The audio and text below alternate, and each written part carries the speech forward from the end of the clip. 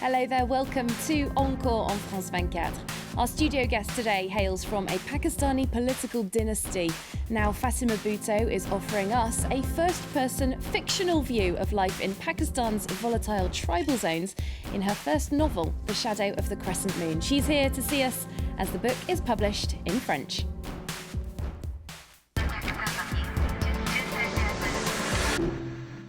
Hi Fatima, very nice to meet you. Nice to be here. Thanks for coming to see us. Now, this is your first novel, as I just mentioned, recounts one day and some of the background of the lives of one family in Pakistan's tribal zone, bordering Afghanistan, I should say.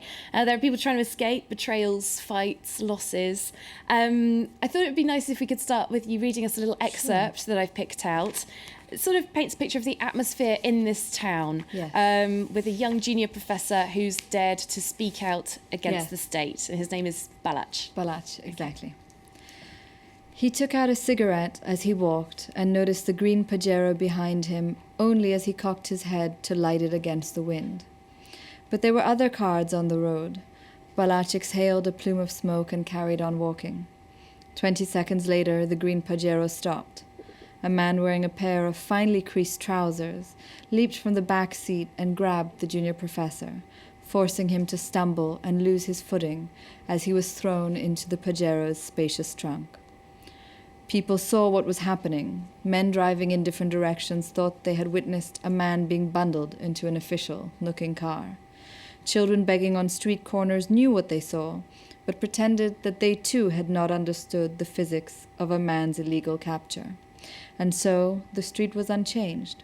Life would be easier for those who had seen nothing.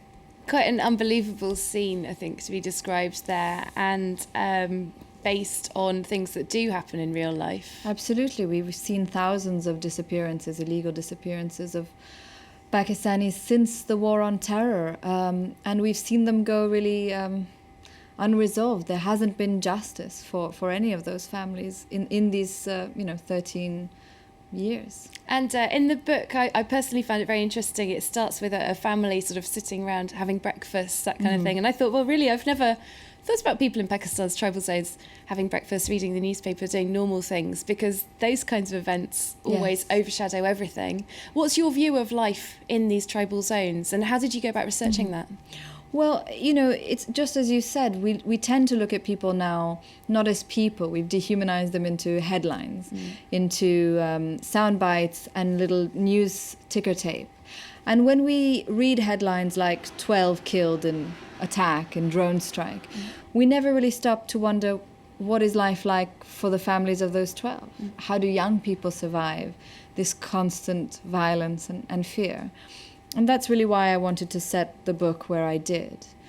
I traveled a lot around Pakistan's northern areas and I have always traveled there since a young age. But the last 7-10 years, it's been very difficult, and these places of real beauty and wonder in Pakistan have become cities under siege. And currently there are negotiations underway with the Taliban about ending the insurgency. Do you feel optimistic about that? I don't think anyone feels optimistic about the Pakistani state and the way in which it's presenting itself right now at all. Okay, well, you personally have a lot of experience of the Pakistani state politics. We have to talk about your family background, I think. Your grandfather was Prime Minister, your father was a very prominent politician, and your aunt, of course, very famously Pakistan's first female Prime Minister, Benazir Bhutto. It's very well known that all of them died violent deaths, and you yourself grew up in exile, partly. Why did you return to live in Pakistan? You live in Karachi now, right?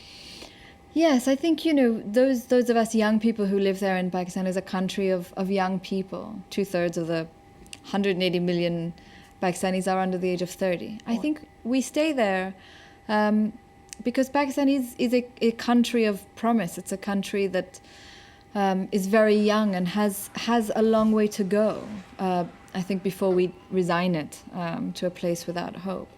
So we stay because of family, because of friends, because of the feeling that this is somewhere that can be better, it can be more just. And with those thoughts in mind, have you ever considered going into politics yourself? No, I can tell you that I've never wanted a career in politics.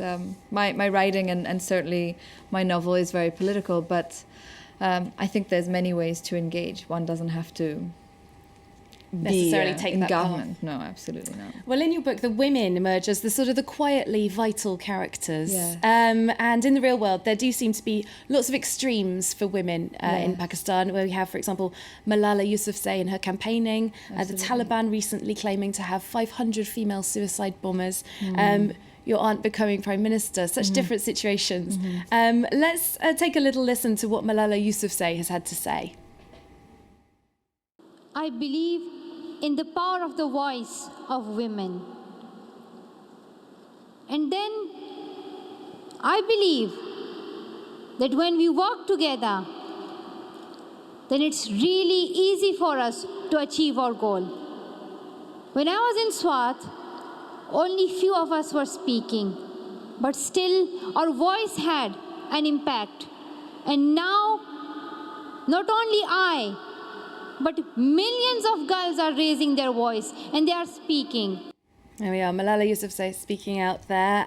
You raising your voice as well as a Pakistani woman in a very different situation. But how do you see the role of women evolving in Pakistani society?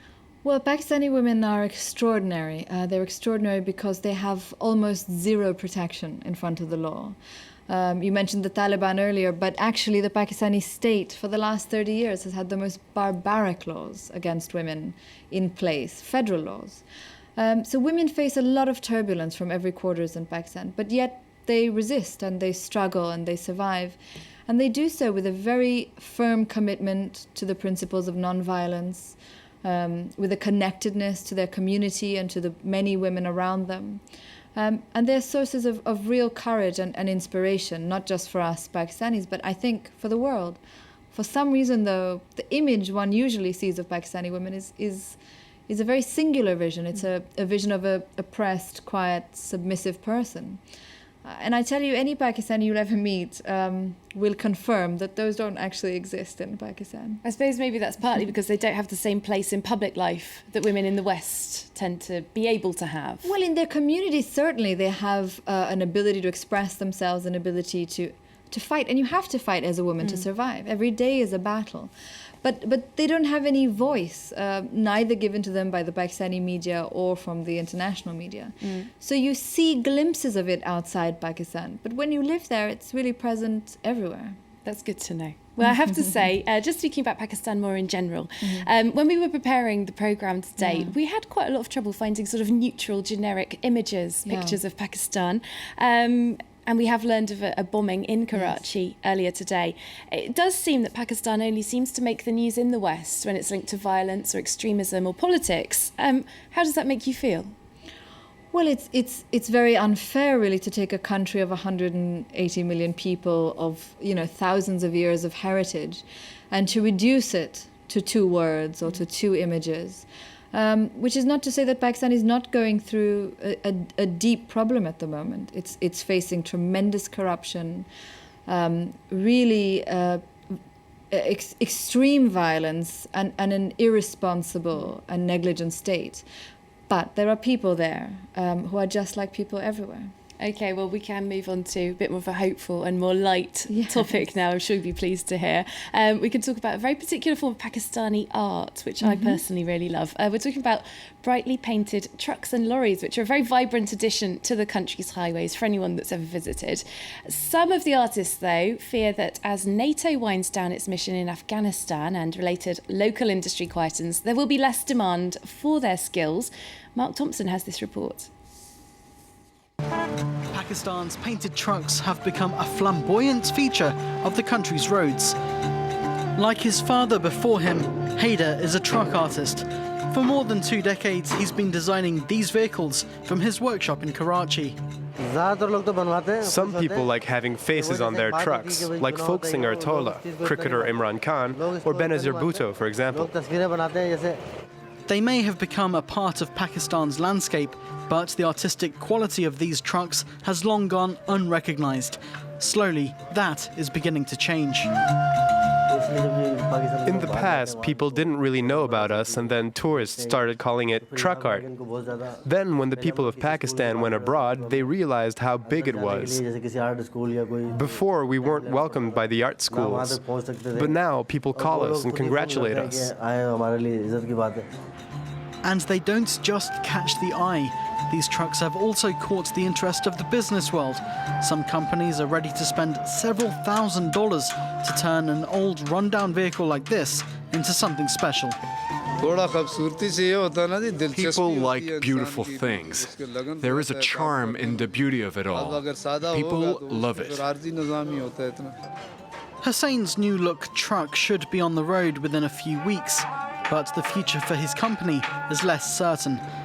The haulage business is expected to drop off next year when NATO withdraws its remaining troops from neighbouring Afghanistan. We won't be without work, but there'll definitely be less money coming in. The expenses will remain the same, but there will be a shortfall in demand for big vehicles and containers. The orders may be drying up for 2014, but Pakistan's painted trucks are still likely to be a colourful feature of the country's roads for many years to come.